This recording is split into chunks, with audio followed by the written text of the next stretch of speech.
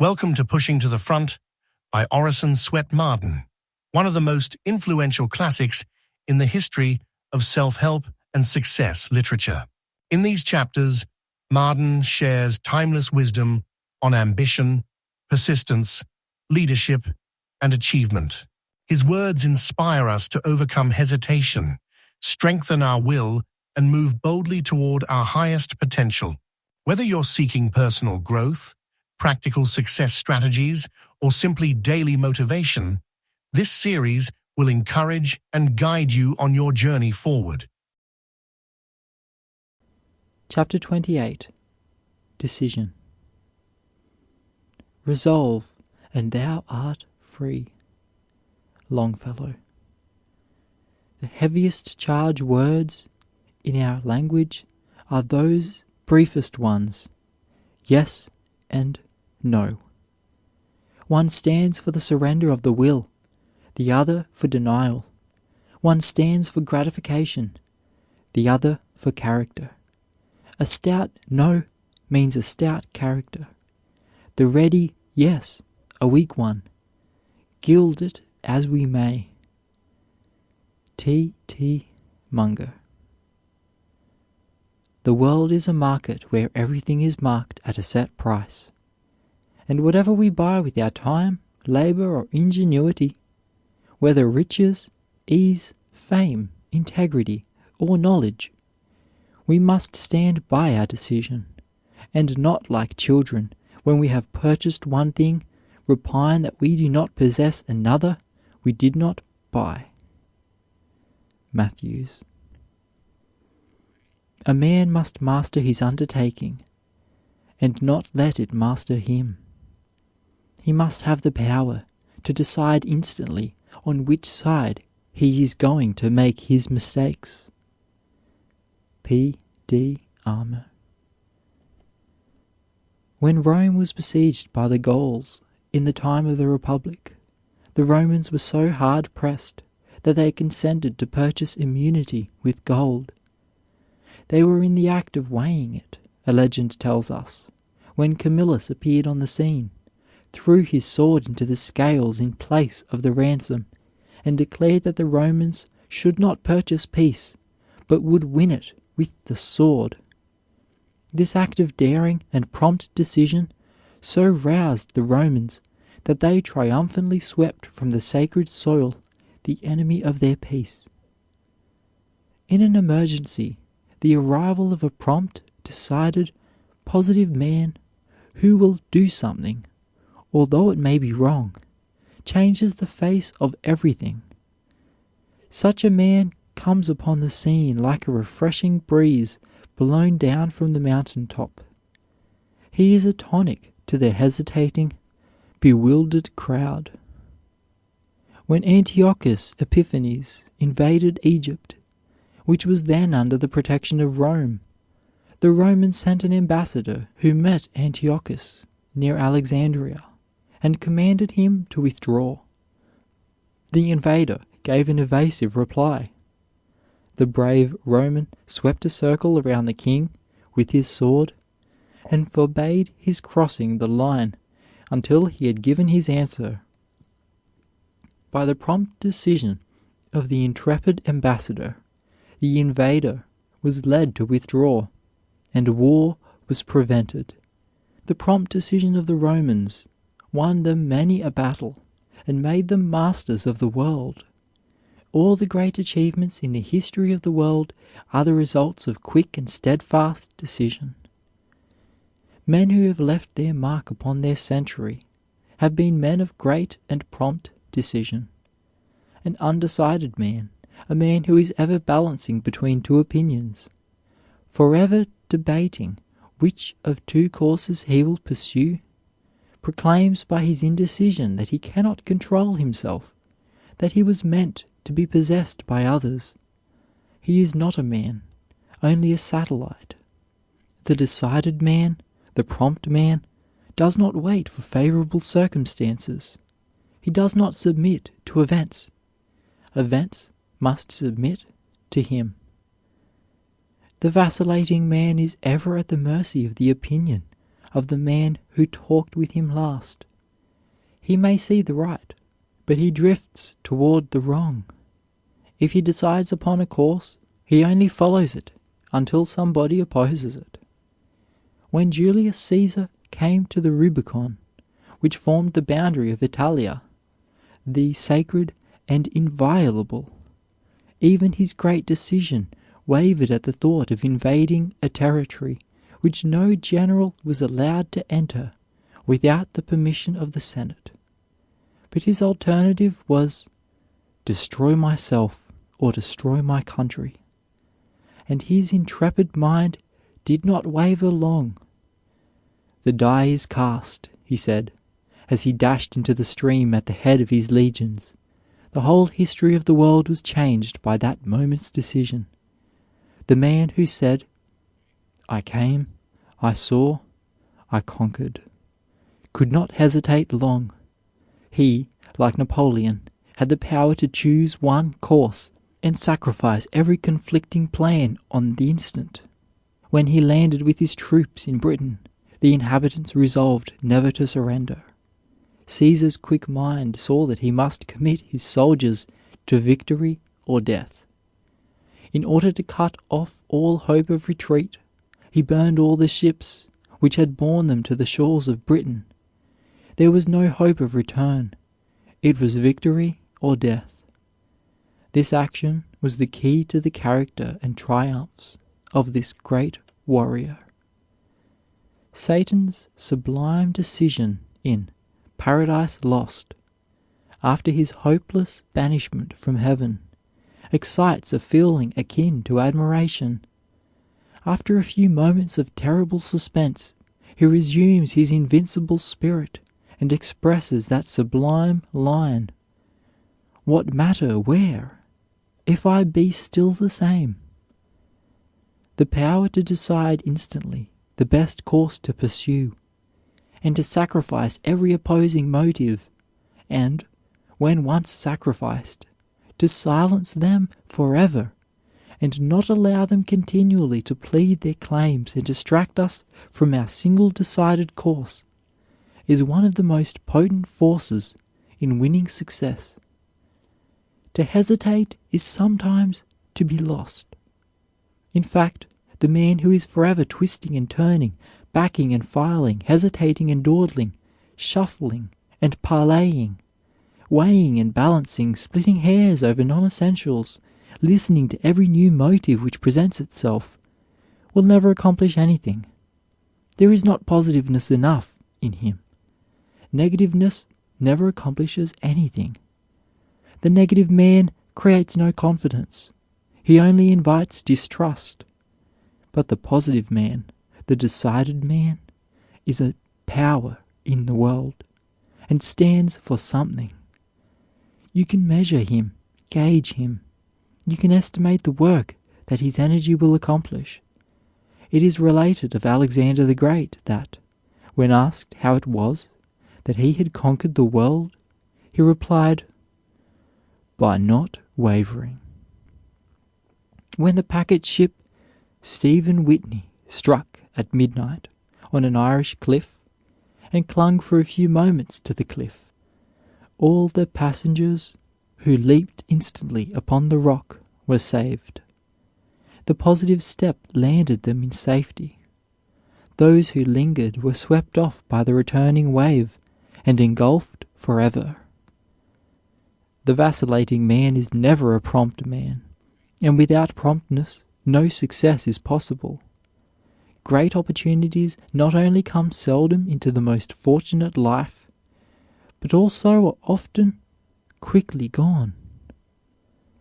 "A man without decision," says John Foster, "can never be said to belong to himself, since if he dared to assert that he did, the puny force of some cause, about as powerful as a spider, may make a seizure of the unhappy boaster the very next minute, and contemptuously exhibit the futility of the determination by which he was to have proved the independence of his understanding and will.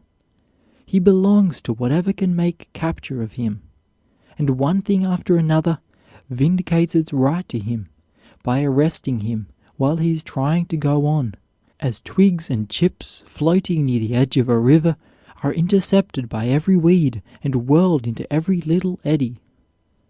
The decided man not only has the advantage of the time saved from dilly-dallying and procrastination, but he also saves the energy and vital force which is wasted by the perplexed man who takes up every argument on one side and then on the other, and weighs them until the two sides hang in equipoise, with no preponderating motive to enable him to decide. He is in stable equilibrium, and so does not move at all of his own volition, but moves very easily at the slightest volition of another. Yet there is not a man living who might not be a prompt and decided man, if he would only learn always to act quickly. The punctual man, the decided man, can do twice as much as the undecided and dawdling man who never quite knows what he wants. Prompt decision saved Napoleon and Grant and their armies many a time when delay would have been fatal. Napoleon used to say that although a battle might last an entire day, yet it generally turned upon a few critical minutes in which the fate of the engagement was decided. His will, which subdued nearly the whole of Europe, was as prompt and decisive in the minutest detail of command as in the greatest battle. Decision of purpose and promptness of action enabled him to astonish the world with his marvelous successes. He seemed to be everywhere at once. What he could accomplish in a day surprised all who knew him. He seemed to electrify everybody about him. His invincible energy thrilled the whole army. He could rouse to immediate and enthusiastic action the dullest troops, and inspire with courage the most stupid men. The ifs and buts, he said, are at present out of season, and above all it must be done with speed. He would sit up all night, if necessary, after riding 30 or 40 leagues, to attend to correspondence, dispatches, and details. What a lesson to dawdling, shiftless, half-hearted men! The doubt of Charles V, says Motley, changed the destinies of the civilized world. So powerful were President Washington's views in determining the actions of the people, that when Congress adjourned, Jefferson wrote to Monroe at Paris, "You will see by their proceedings the truth of what I always told you, namely, that one man outweighs them all in influence, who supports his judgment against their own and that of their representatives. Republicanism resigns the vessel to the pilot. There is no vocation or occupation which does not present many difficulties, at times almost overwhelming, and the young man who allows himself to waver every time he comes to a hard place in life will not succeed. Without decision there can be no concentration, and to succeed a man must concentrate. The undecided man cannot bring himself to a focus. He dissipates his energy, scatters his forces, and executes nothing. He cannot hold to one thing long enough to bring success out of it. One vocation or occupation presents its rosy side to him. He feels sure it is the thing he wants to do, and, full of enthusiasm, adopts it as his life's work. But in a few days the thorns begin to appear. His enthusiasm evaporates, and he wonders why he is so foolish as to think himself fitted for that vocation. The one which his friend adopted is much better suited to him. He drops his own and adopts the other. So he vacillates through life, captured by any new occupation which happens to appeal to him as the most desirable at the time. never using his judgment or common sense, but governed by his impressions and his feelings at the moment. Such people are never led by principle. You never know where to find them. They are here today and there tomorrow, doing this thing and that thing, throwing away all the skill they had acquired in mastering the drudgery of the last occupation. In fact, they never go far enough in anything to get beyond the drudgery stage to the remunerative and agreeable stage, the skillful stage. They spend their lives at the beginning of occupations which are always most agreeable. These people rarely reach the stage of competency, comfort, and contentment. There is a legend of a powerful genius who promised a lovely maiden a gift of rare value if she would go through a field of corn and, without pausing, going backward or wandering hither and thither, select the largest and ripest ear. The value of the gift was to be in proportion to the size and perfection of the ear. She passed by many magnificent ones, but was so eager to get the largest and most perfect that she kept on without plucking any until the ears she passed were successively smaller and smaller and more stunted. Finally, they became so small that she was ashamed to select one of them, and, not being allowed to go backward, she came out on the other side without any. Alexander, his heart throbbing with a great purpose, conquers the world. Hannibal, impelled by his hatred to the Romans, even crosses the Alps to compass his design. While other men are bemoaning difficulties and shrinking from dangers and obstacles and preparing expedients, the great soul, without fuss or noise, takes the step, and lo, the mountain has been levelled and the way lies open. Learn, then, to will strongly and decisively. Thus fix your floating life and leave it no longer to be carried hither and thither, like a withered leaf, by every wind that blows. An undecided man is like the turnstile at a fair, which is in everybody's way, but stops no one.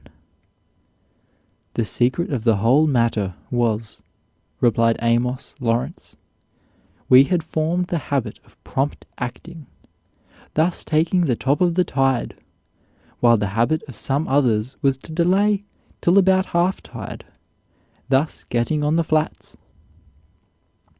Most of the young men and women who are lost in our cities are ruined because of their inability to say no to the thousand allurements and temptations which appeal to their weak passions.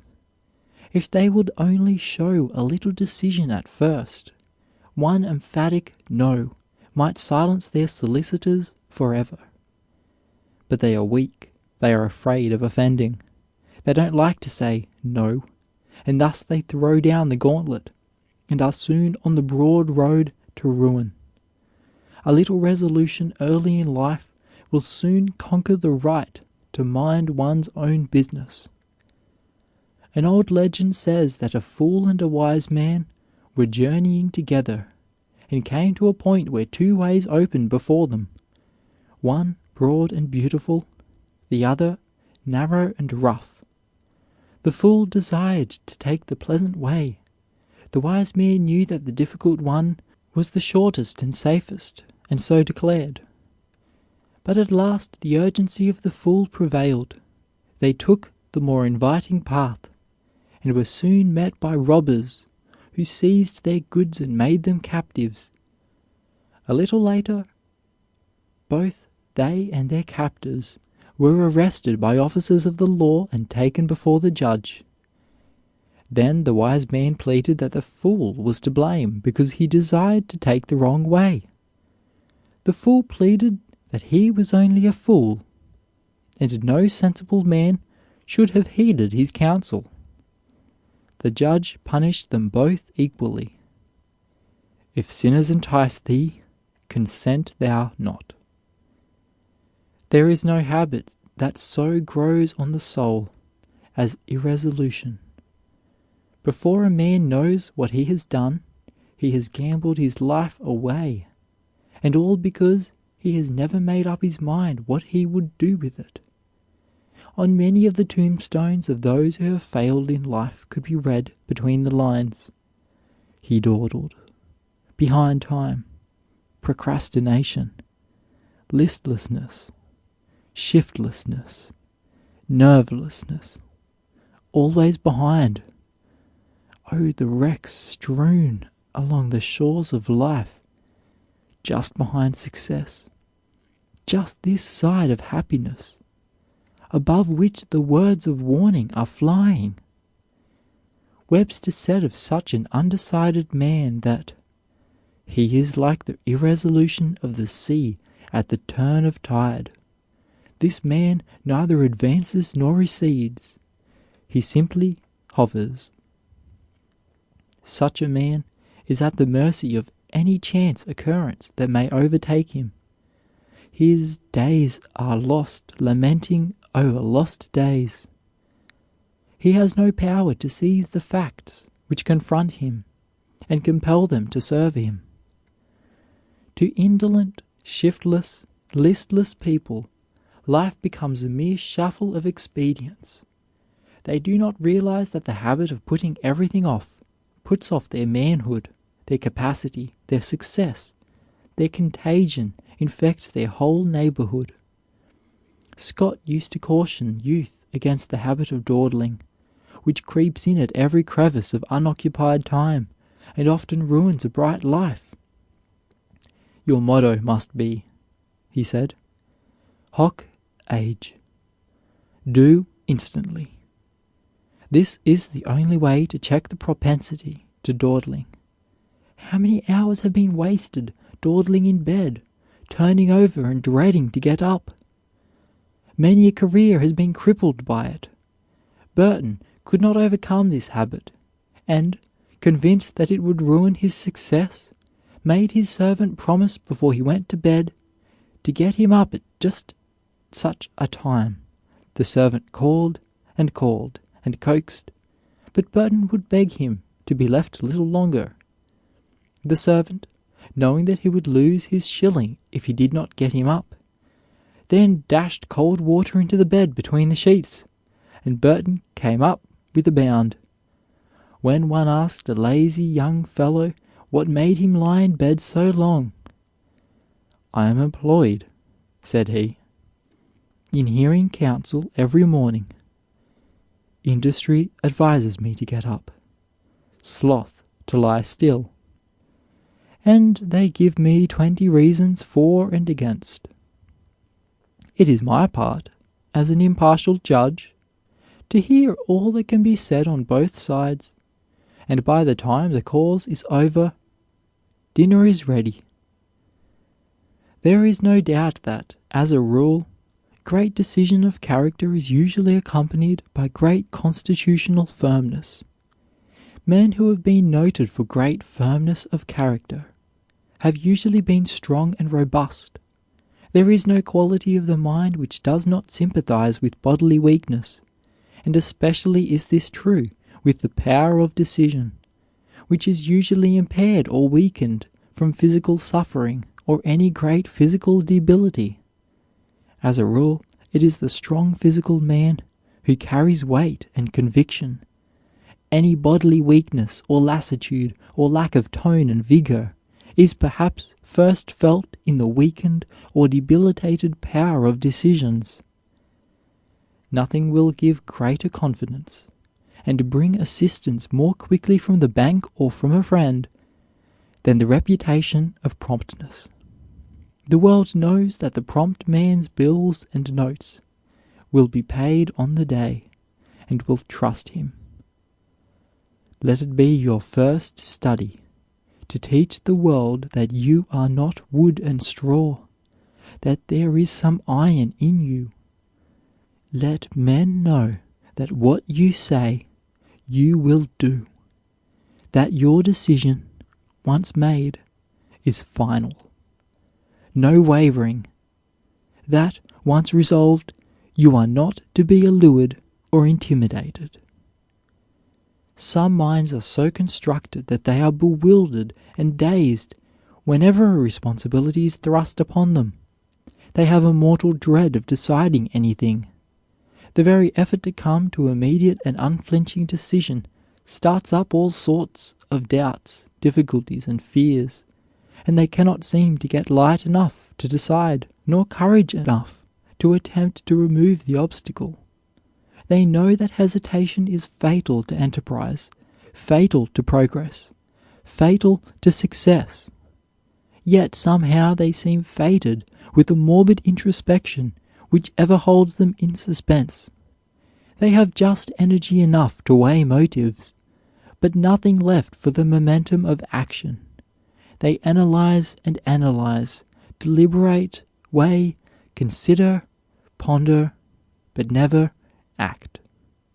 How many a man can trace his downfall in life to the failure to seize his opportunity at the favourable moment, when it was within easy grasp, the nick of time which often does not present itself but once. It was said that Napoleon had an officer under him who understood the tactics of war better than his commander, but he lacked that power of rapid decision and powerful concentration which characterized the greatest military leaders perhaps of the world.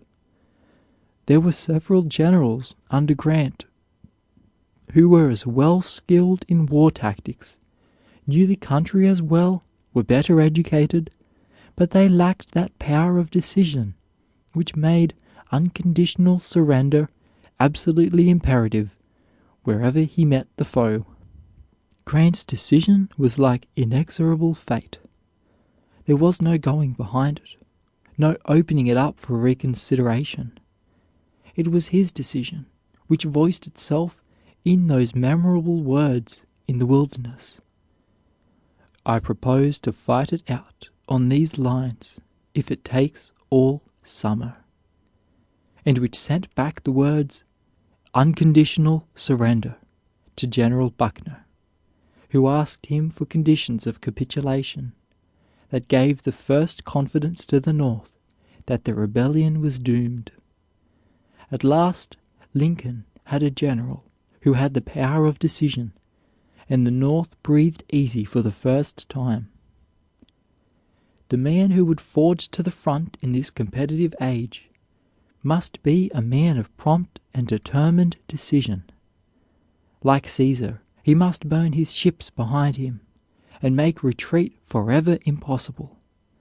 When he draws his sword, he must throw the scabbard away, lest in a moment of discouragement and irresolution he be tempted to sheathe it. He must nail his colours to the mast as Nelson did in battle, determined to sink with his ship if he cannot conquer. Prompt decision and sublime audacity have carried many a successful man over perilous crises where deliberation would have been ruin. Hoc Age. End of Chapter 28. Decision. If you enjoy timeless wisdom like this, consider subscribing for more audiobooks just like it. Chapter 29. Observation as a Success Factor.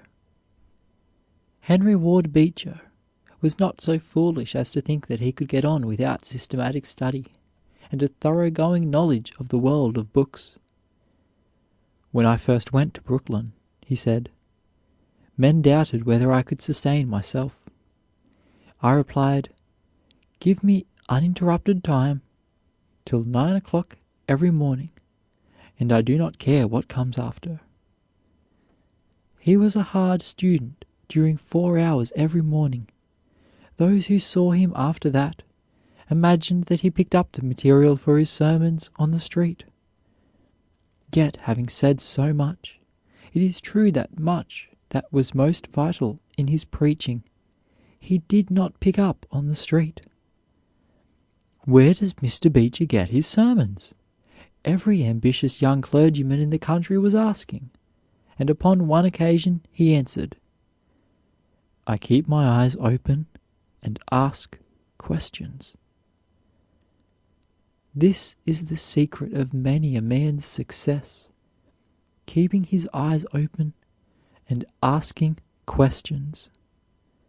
Although Beecher was an omnivorous reader, he did not care much for the writings of the theologians. The Christ was his great model, and he knew that he did not search the writings of the Sanhedrin for his sermons, but picked them up as he walked along the banks of the Jordan and over the hills and through the meadows and villages of Galilee. He saw that the strength of this great master's sermons was in their utter simplicity, their naturalness. Beecher's sermons were very simple, healthy, and strong. They pulsated with life. They had the vigor of bright red blood in them, because, like Christ's, they grew out of doors. He got them everywhere from life and nature. He picked them up in the marketplace, on Wall Street, in the stores. He got them from the brakeman, the mechanic, the blacksmith, the day labourer, the newsboy, the train conductor, the clerk, the lawyer, the physician, and the businessman. He did not watch the progress of the great human battle from his study, as many did. He went into the thick of the fight himself. He was in the smoke and din, where the battle of life raged fiercest. There he was, studying its great problems. Now it was the problem of slavery, again the problem of government, or commerce, or education, whatever touched the lives of men. He kept his hand upon the pulse of events. He was in the swim of things. The great, busy, ambitious world was everywhere throbbing for him. When he once got a taste of the power and helpfulness which comes from the study of real life, when he saw how much more forceful and interesting actual life stories were as they were being lived than anything he could get out of any book except the Bible, he was never again satisfied without illustrations fresh from the lives of the people he met every day.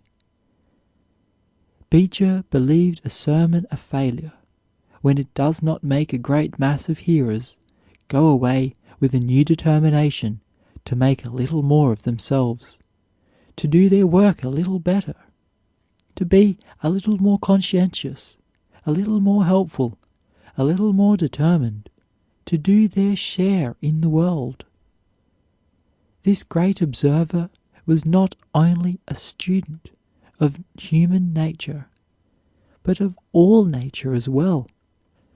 I watched him many a time, completely absorbed in drinking in the beauties of the marvelous landscape, gathering grandeur and sublimity from the great white mountains which he loved so well, and where he spent many summers. He always preached on Sunday at the hotel where he stayed, and great crowds came from every direction to hear him. There was something in his sermons that appealed to the best in everyone who heard him. They were full of pictures of beautiful landscapes, seascapes, and entrancing sunsets. The clouds, the rain, the sunshine, and the storm were reflected in them. The flowers, the fields, the brooks, the record of creation, imprinted in the rocks and the mountains, were intermingled with the ferry boats, the steam cars, orphans, calamities, accidents, all sorts of experiences and bits of life. Happiness and sunshine, birds and trees alternated with the direst poverty in the slums, people on sick beds and death beds, in hospitals and in funeral processions. Life pictures of successes and failures, of the discouraged, the despondent, the cheerful, the optimist and the pessimist, passed in quick succession and stamped themselves on the brains of his eager hearers.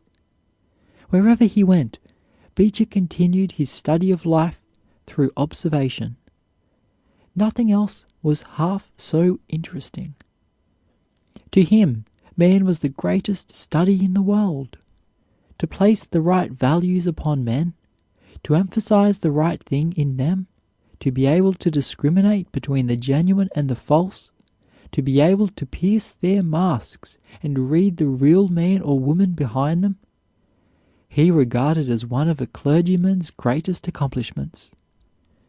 Like Professor Agassiz, who could see wonders in the scale of a fish or a grain of sand, Beecher had an eye like the glass of a microscope, which reveals marvels of beauty in common things.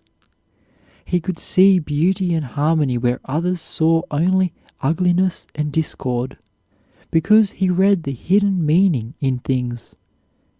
Like Ruskin, he could see the marvelous philosophy, the divine plan, in the lowliest object. He could feel the divine presence in all created things. An exhaustive observation, says Herbert Spencer, is an element of all great success. There is no position in life where a trained eye cannot be made a great success asset. "Let's leave it to Osler," said the physicians at a consultation where a precious life hung by a thread. Then the great Johns Hopkins professor examined the patient. He did not ask questions. His experienced eye drew a conclusion from the slightest evidence. He watched the patient closely, his manner of breathing, the appearance of the eye. Everything was a tell-tale of the patient's condition, which he read as an open book. He saw symptoms which others could not see. He recommended a certain operation, which was performed, and the patient recovered. The majority of those present disagreed with him, but such was their confidence in his power to diagnose a case through symptoms and indications which escape most physicians, that they were willing to leave the whole decision to him.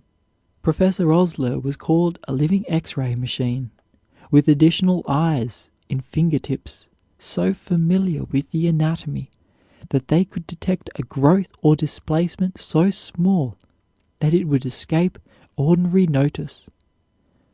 The power which inheres in a trained faculty of observation is priceless. The education which Beecher got through observation, by keeping his eyes, his ears, and his mind open, meant a great deal more to him and to the world than his college education. He was not a great scholar.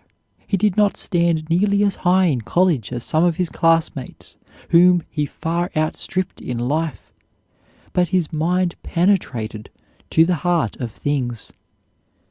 Lincoln was another remarkable example of the possibilities of an education through reflection upon what he observed. His mind stopped and questioned, and extracted the meaning of everything that came within its range. Wherever he went, there was a great interrogation point before him.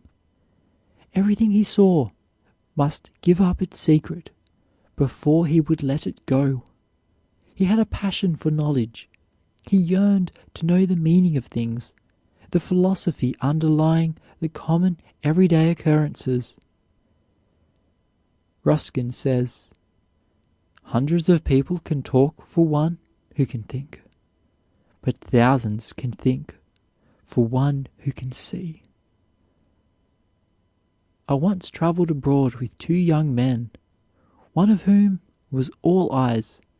Nothing seemed to escape him, and the other never saw anything.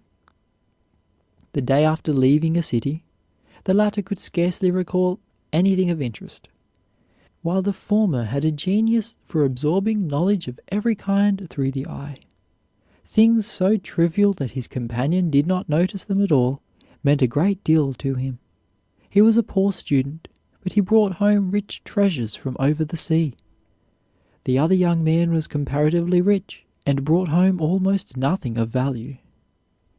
When visiting Luther Burbank, the wizard horticulturalist, in his famous garden recently, I was much impressed by his marvelous power of seeing things. He had observed the habits of fruits and flowers to such purpose that he has performed miracles in the fields of floriculture and horticulture. Stunted and ugly flowers and fruits, under the eye of this miracle worker, become marvels of beauty. George W. Cortelyou was a stenographer not long ago.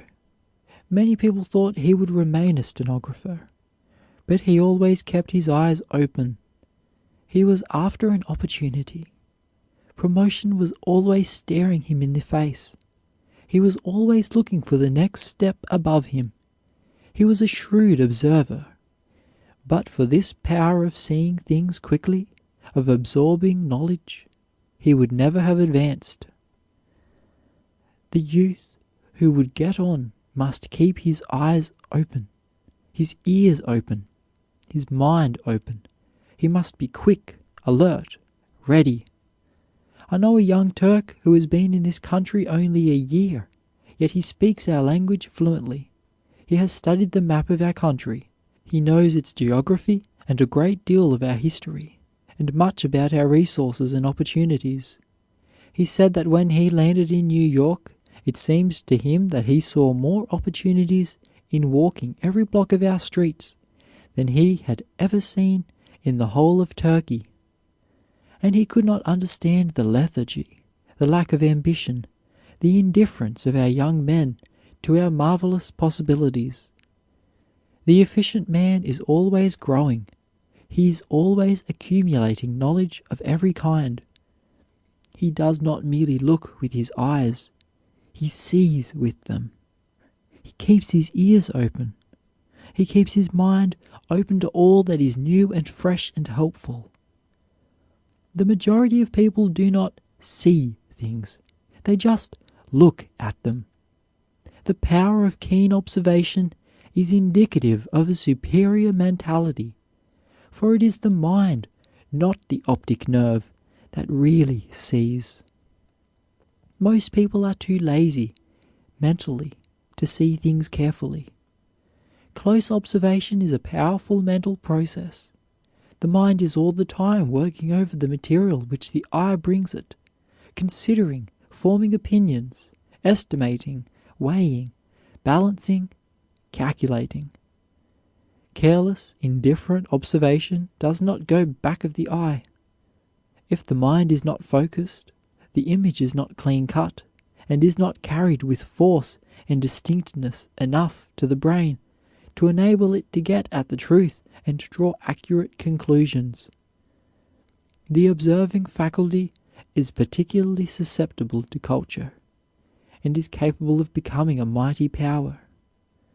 Few people realize what a tremendous success and happiness is possible through the medium of the eye.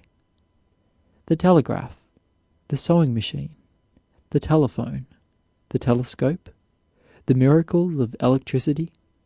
In fact, every great invention of the past or present, every triumph of modern labor-saving machinery, every discovery in science and art is due to the trained power of seeing things. The whole secret of a richly stored mind is alertness, sharp, keen attention, and thoughtfulness. Indifference, apathy, mental lassitude, and laziness are fatal to all effective observation. It does not take long to develop a habit of attention that seizes the salient points of things. It is a splendid drill for children to send them out on the street or out of doors anywhere, just for the purpose of finding out how many things they can see at a certain given time, and how closely they can observe them. Just the effort to try to see how much they can remember and bring back is a splendid drill. Children often become passionately fond of this exercise, and it becomes of inestimable value in their lives. Other things equal, it is the keen observer who gets ahead. Go into a place of business with the eye of an eagle. Let nothing escape you.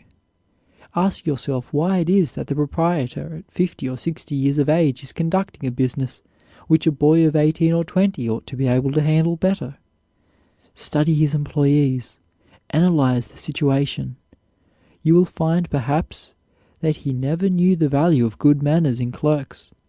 He thought a boy, if honest, would make a good salesman, but perhaps by gruff, uncouth manners, he is driving out of the door customers the proprietor is trying to bring in by advertisements.